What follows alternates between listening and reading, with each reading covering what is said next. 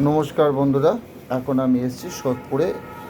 আমার এক দিদি বাড়ি, আমাদের গ্রুপে আছেন গৌরীদি, যিনার অনেক অডিও আপনারা শুনে থাকেন। উনারই মা। দেখুন কেমন আছেন কাকিমা? ভালো আছি। আগে থেকে কেমন? আগে যে পায়ে জোর ছিল না, হ্যাঁ, এখন আগের থেকে পায়ে জোর ভালো আছে। ফুটবল খেলবেন? আরে মনের জোর কেমন আছে বলুন? মনের জোর আমার ঠিক আছে। মনের জোর ঠিক আছে, তাই তো? আচ্ছা, উনি আমাকে একটা প্রশ্ন করলো। দেখুন, ওনাকে আমি পায়েতে প্রেশার মাপছি।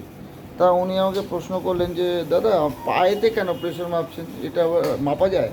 বললাম, যার বাঁ হাত নেই তার কোথায় মাপবে? ডান হাত। যার ডান হাত বাঁ হাত দুটোই নেই তার কোথায় মাপা হবে? পায়ে।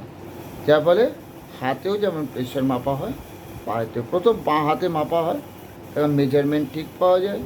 বাঁ হাতে কোনো প্রবলেম থাকলে ডান হাতেও যদি কোনো প্রবলেম থাকে, আবার সেই বাঁ পায়েতেও যদি তার কোনো প্রবলেম থাকে, তখন ডান পা। ঠিক আছে, আসুন। এই হচ্ছে না না, এই হচ্ছে দাদা। হ্যাঁ, কেমন আছেন স্যার?